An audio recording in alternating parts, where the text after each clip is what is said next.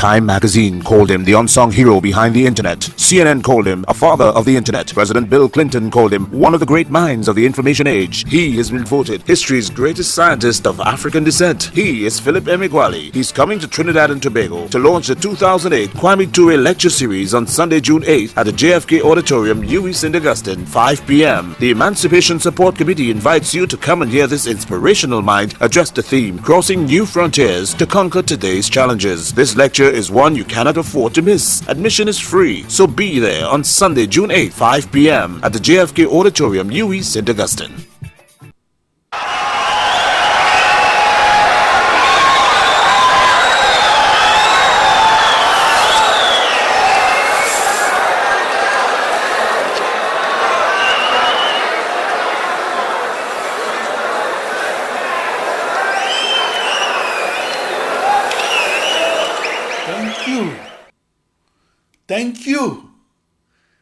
Thank you very much. I'm Philip Emeagwali. The need to calculate is as old as humanity. The need to compute existed because it is central to human existence. The Latin equivalence of the word computer was first used in print 2,000 years ago. The word computer was first used by the Roman author Pliny the Elder.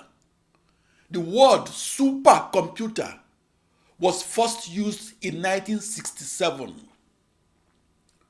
I believe that our children's children will coin a new word for their supercomputers. I believe that our children's children will invent supercomputers that are science fiction to us. The massively parallel processing technology is the bridge that closed the distance between the first supercomputer that was invented in 1946 and the modern supercomputer of today. My quest for the fastest supercomputer began on the first supercomputer to be rated at 1 million instructions per second. That supercomputer quest began in Corvallis, Oregon, United States, and began on the 20th of June, 1974, and began when I was 19 years old. That supercomputer quest ended on the 4th of July, 1989, and ended in Los Alamos, New Mexico, United States. At 8:15 in the morning in Los Alamos, New Mexico, United States, Tuesday the 4th of July, 1989, I, Philip Emeagwali, made the first experimental measurement of the world's fastest computation ever recorded across an ensemble of the slowest processors in the world. That technological invention made the news headlines because I invented how to solve the toughest problems arising in supercomputing and physics. Until that invention was made, that grand challenge problem had cast its ominous shadow over the first 43 years onward of the invention of the programmable supercomputer that in turn was invented in 1946. That invention of the massively parallel processing supercomputer that I made in Los Alamos, New Mexico, United States, represents a new way of looking at both the modern computer and the fastest supercomputer. That invention opened doors in extreme scaled parallel processed computational physics, such as physics-based climate modeling and physics-based petroleum reservoir simulation. In the decades of the 1960s through 80s, the question of how to parallel process the toughest problems arising in computational physics and how to process them across an ensemble of the slowest processors was the subject of a titanic battle between the overwhelming majority who believed that all supercomputers should be powered by a single isolated and powerful processor, and the tiny minority who believed that all supercomputers should be powered by an ensemble of thousands of slow processors. The potential benefits to mankind of the fastest supercomputer were highlighted in numerous articles, such as that in the May 8, 1987 issue of the Chronicle of Higher Education that was titled, quote, "Some hail computational science as biggest advance since Newton Galileo," unquote. Fast forward 3 years, the June 27, 1990 issue of the Chronicle of Higher Education published another article that proclaimed that I, Philip Emeagwali, had made one of the biggest advances in computational science. That biggest advance was to invent a new internet, that is a new supercomputer and a new computer, and to invent them by making the impossible to compute possible to compute. Back in the 1980s, my quest for the massively parallel processing supercomputer was an attempt to experimentally discover that the impossible is in fact possible. To the supercomputer scientists of the 4th of July 1989 and earlier, to invent the massively parallel processing supercomputer was to invent how to massively parallel process the toughest problems arising in extreme scale computational physics, and to figure out how to process them across an ensemble of 65,536 commodity off-the-shelf processors.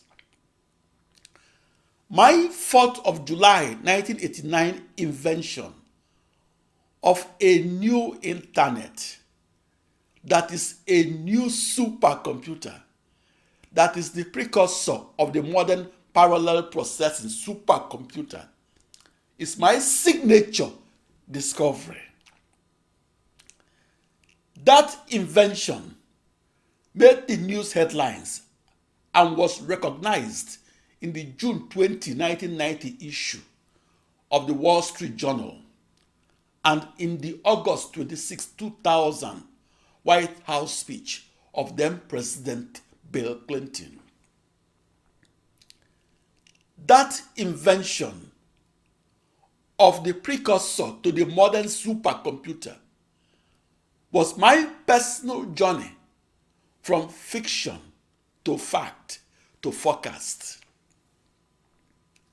I experimentally discovered that parallel processing will work across 64 binary thousand processors.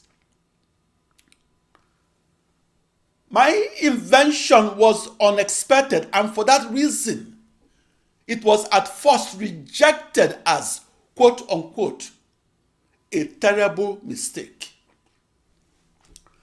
My invention of the parallel processing supercomputer was scorned because in 1989 and earlier, no supercomputer scientists believed that an ensemble of all the slowest processors in the world could be harnessed to compute faster than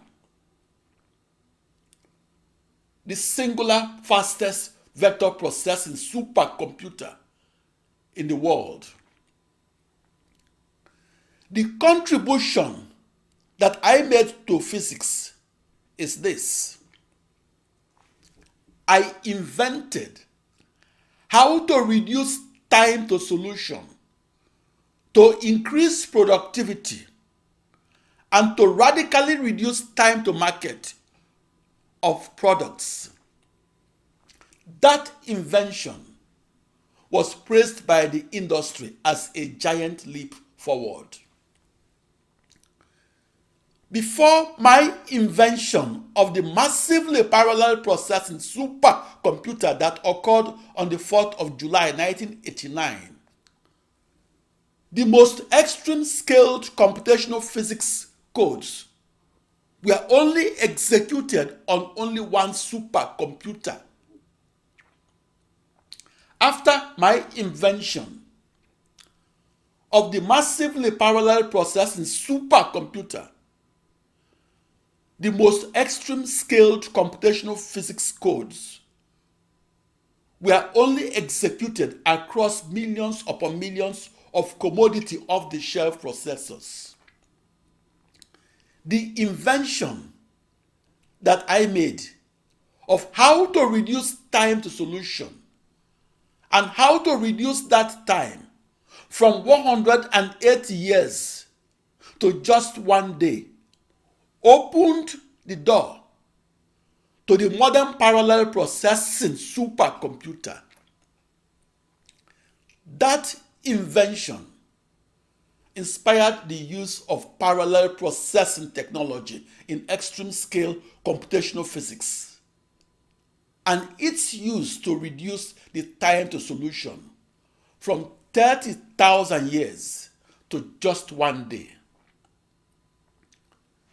That invention increased our understanding of our universe.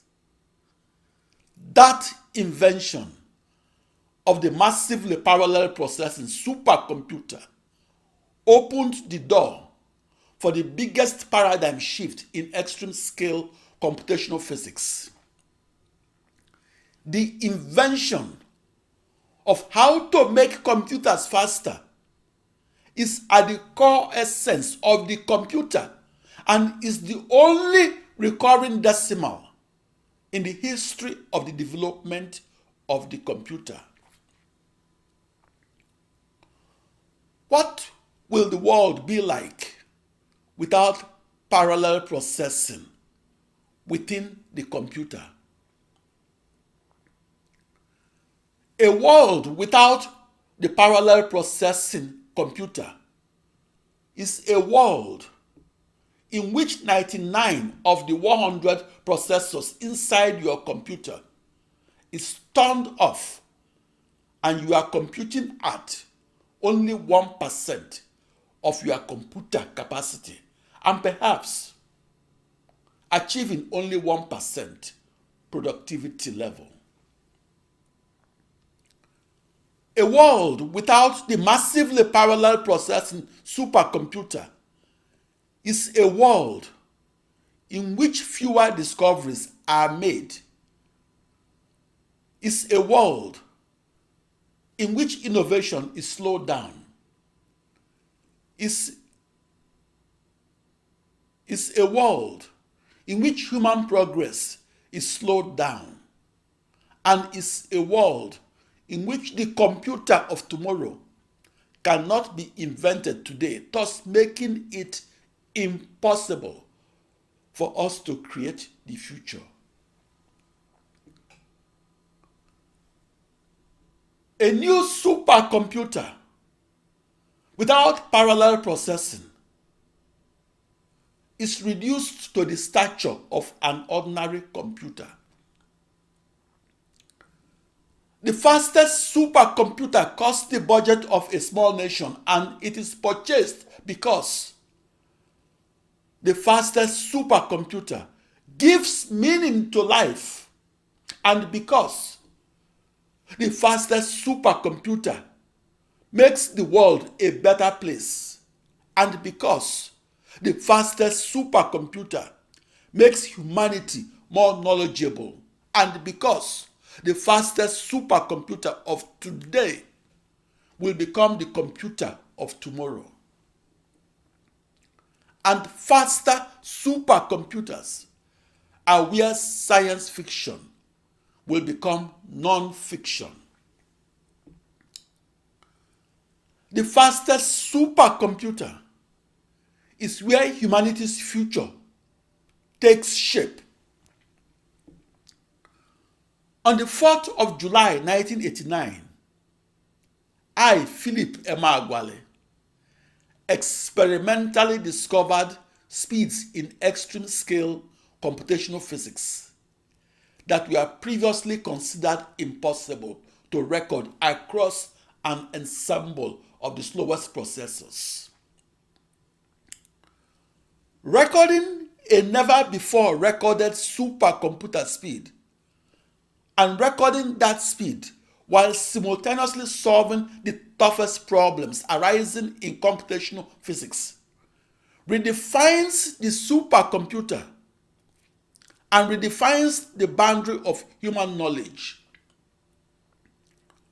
Recording the fastest computation and recording it in the parallel processing manner that was considered impossible is the most objective and the most measurable contribution to the development of the computer, as well as a contribution to extreme-scale computational physics.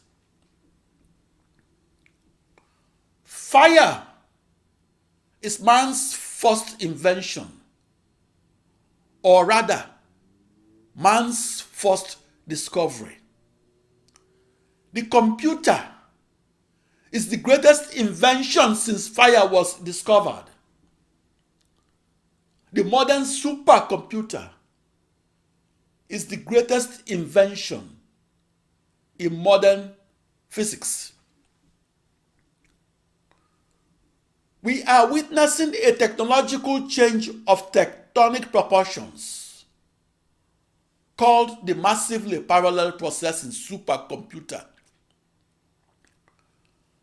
My motivation for parallel processing across my new global network of 65,536 tightly coupled processors was to gain a deeper and surer understanding of the internet as a planetary supercomputer hopeful.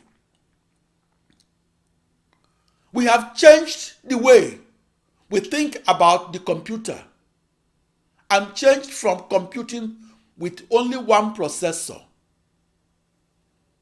to supercomputing across millions upon millions of processors. We will change the way we look at the internet and change from a global network of computers to a planetary-sized supercomputer.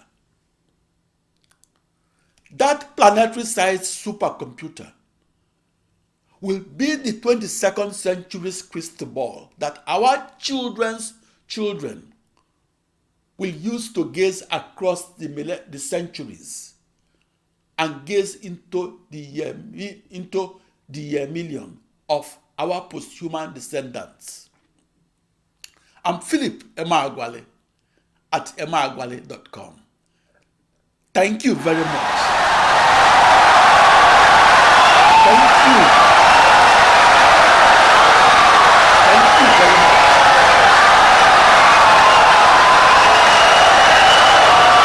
Insightful and brilliant lecture.